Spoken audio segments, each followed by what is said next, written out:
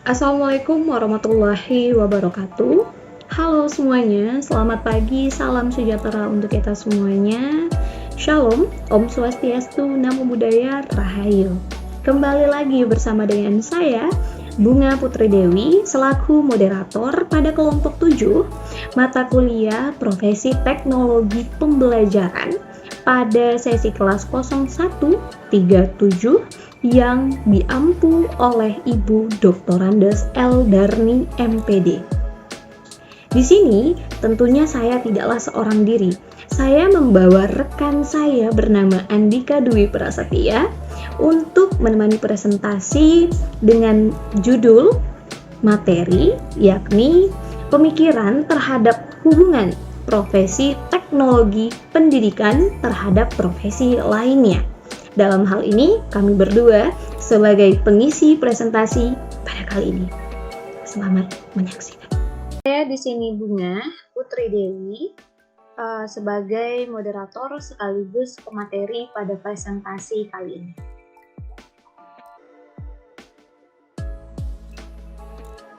Saya dari kelompok 7 dari mata kuliah Profesi Teknologi Pembelajaran lewat sesi 0137, di mana di sini pembahasannya terkait dengan pemikiran tentang hubungan profesi teknologi pendidikan dengan profesi lainnya.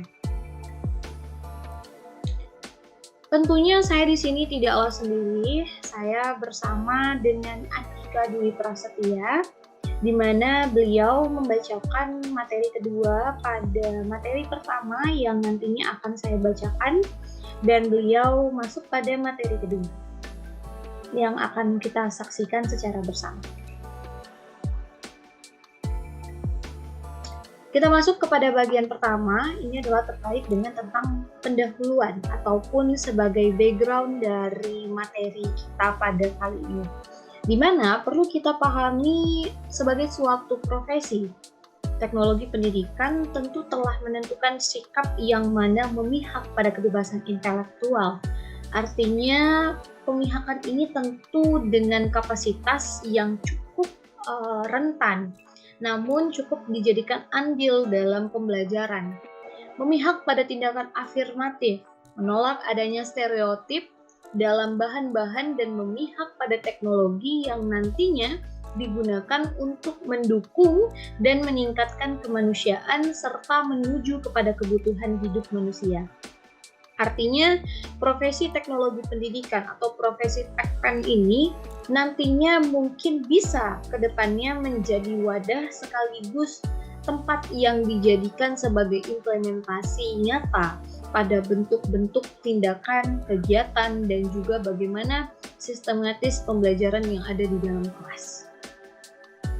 For the next, tentu kita akan masuk pada rumusan masalah. Rumusan masalah di sini adalah sebagai pengantar dari presentasi kita pada kesempatan kali ini. Di mana ada yang pertama, bagaimanakah konteks masyarakat terhadap TP? Artinya, gimana sih point of view, pandangan, ataupun juga relevansi dari hal tersebut. Lalu yang kedua, bagaimana hubungan profesi teknologi pendidikan dengan profesi lainnya? Artinya ada keterkaitankah antara satu dengan yang lainnya? Kemudian kita masuk ke rumusan masalah yang ketiga yang nantinya akan kita pecahkan secara bersama. Di mana apa saja sebenarnya sumber-sumber yang berpengaruh terhadap TP itu sendiri. Next. Kita bicara soal tujuan, artinya ada goals di dalamnya. Mengetahui konteks masyarakat TP, kemudian mengetahui hubungan profesi TP dengan profesi lainnya, ini harus kita pahami dengan detail. Lalu yang ketiga, mengetahui sebenarnya sumber-sumber ini tuh ada nggak sih pengaruhnya terhadap TP itu sendiri. Next. Nah, ini nih ada poin-poin penting yang dijadikan sebagai pilar untuk menuju ke akses ke depannya bagaimana. Karena kita berbicara soal hubungan profesi tekpen dengan profesi lain. Ada nggak sih kesinambungannya? Gitu. Yang pertama, kita harus berbicara dulu tentang landasan penelitian juga teorinya. Kita banyak banget belajar soal teori, kita banyak banget soal landasan, tapi apakah saling berkaitan? Nah, itu akan kita tanyakan ke depannya. Lalu nilai dan perspektif yang nantinya akan diyakini. Dan yang ketiga, kemampuan teknologi itu sendiri. Jangan diragukan, teknologi memang benar-benar menyayat seluruh lapisan di muka bumi. For the next. Nah, kita masuk nih ke bagian pertama, yakni adalah konteks kemasyarakatan TP atau teknologi pendidikan dan hubungannya dengan profesi lain. Di mana bahasa yang pertama ini kita merujuk pada masyarakat sebagai suatu aspek keseluruhan. Artinya masyarakat punya loh endurance-nya. Masyarakat itu juga bisa loh ngasih appointment, dan tentunya sebagai pengembang teknologi atau pengembang pembelajaran, ini tentu kita punya feedback untuk bisa kita kasih kepada masyarakat, di mana profesi makin membaik. Profesi makin membaik di sini artinya adalah banyak sekali lapisan-lapisan, baik itu secara pendidikan yang memang formal ataupun non formal mampu terbangkitkan dalam hal ini. Lalu yang kedua adalah perencanaan. Ingat, kita adalah pengembang, artinya kita harus punya nih sintaks. Oke, kita harus punya sintaks bagaimana menentukan ke depannya seperti apa. Kita harus bisa berhalusinasi, yang artinya kita bisa berpikir positif ataupun kita bisa berpikir negatif tentang apa nantinya yang akan maju ataupun yang apa akan terjadi ke depannya. Lalu kita berbicara soal kebebasan intelektual.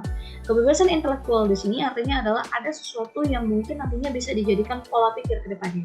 Artinya ada bagan-bagan atau ada pohon-pohon yang nantinya mungkin bisa menjadi suatu perencanaan baru, suatu pemikiran baru tanpa tantangan, tanpa tekanan. Kenapa? Karena banyak perbaruan-perbaruan yang nantinya perlu akan kita lakukan. Lalu adalah tindakan afirmatif. Tindakan afirmatif di sini adalah bagaimana sih performa dari pembelajaran dan bagaimana sih performa dari pendidikan itu sendiri mampu terkait satu sama lain. Lalu stereotip. Seolah tak asing dengan stereotip, di mana di dalamnya tentu kita harus bisa mengendurance antara satu dengan yang lain. Kita bisa melaraskan antara bagaimana sih project dan bagaimana sih konsep itu mampu untuk bisa diselesaikan, entah itu dalam bentuk pemahamannya ataupun dalam bentuk keselarasannya. Lalu kita penerapan manusiawi teknologi. Agak sedikit rancu, manusiawi tapi teknologi. Kedua hal ini perlu adanya kesamarataan, di mana ketika lahir teknologi, ketika lahir alat-alat, itu bukan berarti mengakhiri SDM yang ada, itu enggak. Tapi kita gimana sih supaya teknologi ini supaya teknologi ini bisa relate, supaya teknologi ini tidak makir dengan apa yang ada secara manusia lah sebagai komandonya dalam hal ini. Next, kita akan berbicara ke yang kedua. Nah, ini kita berbicara soal masih dengan tajuk yang sama, hubungan teknologi pendidikan dengan profesi lain. Perlu ada kaitan nggak sih sebenarnya? Sebenarnya perlu ada. Kenapa? Karena bisa katakan di awal, banyak teori-teori baik itu base ataupun bagian-bagian tertentu yang nantinya akan jadi cikal dan bakal. Itu terkhususnya pada pendidikan. Nah, di mana teknologi pendidikan ini bergerak dalam konteks usaha kependidikan yang jauh lebih luas. Karena di dalam halnya, orang-orang yang terlibat di dalamnya memberikan kemudahan dalam belajar. Sebenarnya itu. Yang pertama ada subordinasi terhadap profesi lain. Subordinasi di sini artinya kita bisa bekerja terhadap profesi yang nantinya akan menjadi penentu. Kita tidak tahu ke depannya seperti apa, tapi ketika kita tahu apa aja nih profesi yang mungkin relate sama kita akan tahu bagaimana progres kita kelanjutannya ke depan. Next, kita berbicara yang kedua dalam poin ini adalah tentang pengambilan keputusan berada di atas profesi lain. Sudah dikatakan di awal, kita punya 5 kawasan TP dan pengambilan keputusan merupakan bagian mutlak. Karena kita adalah orang-orang yang nantinya akan mengembangkan. Tentu dong, kita yang akan merencanakan nggak mungkin. Kita menyuruh orang lain merencanakan, kita yang mengembangkan. Mungkin iya, tapi yang mungkin nantinya akan menjadi klausa dari dalamnya adalah kita sebagai pengembang gitu. Lalu yang ketiga, tujuan dan alat-alatnya bertahap untuk diadopsi. Ya, kita banyak peralihan-peralihan dari yang awalnya kita sering ke perpustakaan, kita menjadi ke e-library. Nah, ini adalah bentuk di mana perubahan itu mampu terjadi dan masyarakat mampu menelan hal itu. Yang keempat, membuat dan mengambil keputusan bersama untuk menetapkan bersama ke bidang yang mana. Nah, ini yang saya katakan di awal. Kita boleh menentukan satu keputusan yang sama, tapi kita tidak bisa mengembangkan secara bersama. Mungkin bisa.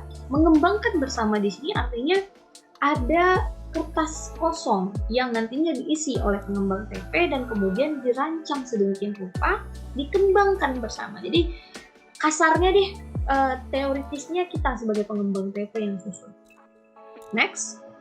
Setelah pada kesempatan kedua dari materi yang sudah ada, kita lanjut ke Andika Dwi Prasetya sebagai rekan saya yang akan membacakan terkait dengan sumber-sumber pengaruh TP. Kepada Andika dipersilakan. Terima kasih moderator. Saya akan melanjutkan materi yaitu sumber-sumber yang berpengaruh terhadap TP. Teknologi pembelajaran dapat dipandang sebagai bidang yang berhubungan dengan aplikasi meskipun prinsip dan prosedurnya berorientasi teori.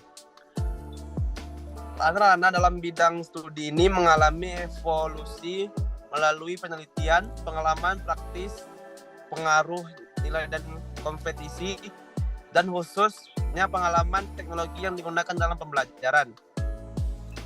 Oke, yang pertama ada pengaruh penelitian dan teori. Teknologi pembelajaran telah dipengaruhi teori dari berbagai bidang kajian. Akar teori dapat ditemui dalam berbagai disiplin termasuk psikologi, rekayasa, komunikasi, ilmu komputer, bisnis, dan pendidikan secara umum. Sementara itu, penelitian dan teori digunakan oleh para teknologi pembelajaran untuk menuntun sebagai besar karyanya. Prinsip-prinsip umum seringkali diterjemahkan ke dalam bentuk-bentuk model yang memberikan rumusan prosedur yang direkomendasikan. Berikut adalah pemaparan sekilas mengenai dasar teori dan penelitian untuk setiap kawasan. Yang pertama ada desain, yang kedua pengembangan, yang ketiga ada pemanfaatan, yang keempat ada pengolahan, yang kelima ada penilaian. Oke, kita masuk ke desain. Ciri utama dari desain adalah adanya dugaan bahwa prinsip-prinsip dan prosedur didasarkan dari hasil penelitian. Yang kedua, pengembangan. Proses pengembangan pembelajaran tergantung pada prosedur desain. Prinsip-prinsip utamanya dari hakikat, komunikasi, dan proses belajar. Yang ketiga, pemanfaatan. Utilisasi tergantung dari proses difusi. Yang keempat, ada pengelolaan. Metodologi dan teori pengolahan telah banyak diaplikasikan baik pada berbagai bidang pengolahan dan koordinasi proyek atau sumber maupun secara lebih luas dalam mengolah perubahan. Yang kelima, ada penilaian. Analisis, asesmen, dan penilaian memainkan peranan penting dalam proses desain pembelajaran dan teknologi pembelajaran. Yang kedua yaitu nilai dan perspektif atau paradigma alternatif. Ada yang A, nilai-nilai umum. Pada umumnya nilai-nilai yang ada akan berfungsi sebagai landasan berpikir dan berbuat. Nilai-nilai ini berasal dari pelatihan dan pengalaman kerja yang sama, pembudayaan yang berasal dari teori-teori, atau karakteristik pribadi orang yang tertarik pada suatu disiplin ilmu. Yes. Yang kedua ada perspektif alternatif. Terdapat sejumlah pandangan alternatif yang berkembang di teknologi pembelajaran. Ya, sekian saya kembalikan kepada moderator. Yang sudah disampaikan oleh Andika Dwi Prasetya, beliau sudah memaparkan terkait dengan poin kedua, yakni sumber-sumber teknologi pendidikan. For the next, masih bersama dengan saya, kita akan berbicara soal poin ketiga pada materi kali ini, yakni pengaruh kemampuan teknologi itu sendiri. Why? Kenapa harus dibahas? Kenapa menjadi topik atau problem yang nantinya sebagai PBL pada presentasi kali ini? Of course, ketika kita bertanya, ketika kita merencanakan, tentu kita harus punya kreativitas dan terampil di dalamnya. Namun, hal ini tentu dapat menghasilkan produk pembelajaran yang nantinya dapat memberikan suatu benefit, artinya ada keunggulan di dalamnya. Yang pertama, kita bisa mengintegrasikan media-media apa. Oke? Yang kedua, kita mengintegrasikan media, artinya kita bisa nih, udah katakan dari yang awalnya ke perpustakaan, kita beralih menuju ke e-library. Ini salah satu bentuk integrasi dari media. Yang awalnya kita ke buku saja, kita bisa menjadi ke barang lain. Lalu menyelenggarakan pengendalian atas pembelajaran yang nantinya pembelajar dengan jumlah yang hampir tidak terbatas dan bahkan bisa lebih daripada itu. Ketika kita berbicara soalnya and to do, kita yang mengendalikan apa sih sebenarnya isi cikal bakalnya itu apa. Itu kita yang akan membahas. Desain kembali, sesuaikan dengan kebutuhan, background, serta bagaimana lingkungan yang ada pada individu. Itu kita harus perhatikan. Ketika 5 kawasan TP yang sebelumnya sudah dijelaskan oleh Andika, ini akan berkaitan dengan bagaimana sih lingkungan kerja itu mampu menyesuaikan latar belakangnya, backgroundnya seperti apa dengan kebutuhan yang berbeda-beda. Itu akan menjadi pemerhatian untuk pengembang TP. Nah, kita masuk kepada conclusion atau kesimpulannya, di mana teknologi pendidikan di dalam konteks masyarakat dan lapangan kependidikan yang jauh lebih luas. Kita nggak hanya terpatok sebagai tenaga kependidikan saja, tapi kita bisa di mana-mana. Selagi kita masih bisa mengembangkan dan analyze terhadap education, we can dulu. Dan dalam peranan kemasyarakatannya, teknologi pendidikan merencanakan dan mencanangkan dirinya sebagai profesi yang memihak.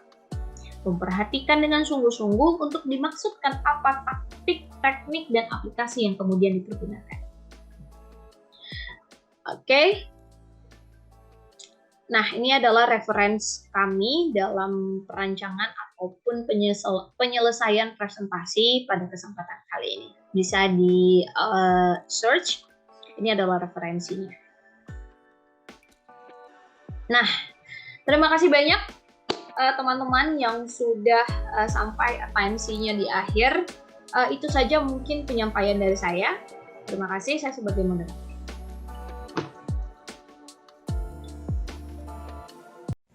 Ya, itu dia hasil presentasi dari saya dan juga Andika sebagai tim dari kelompok 7. Pada kesempatan kali ini, kalau ada kata yang terkurang dan terlebih, kami mohon maaf karena kami masih banyak belajar. Sekian dari kami, kelompok 7, sesi kelas 0137, mata kuliah profesi teknologi pembelajaran. Kami pamit undur diri. Terlebih dan terkurang, mohon maaf. Wabillahi taufiq wal hidayah. Wassalamualaikum warahmatullahi wabarakatuh.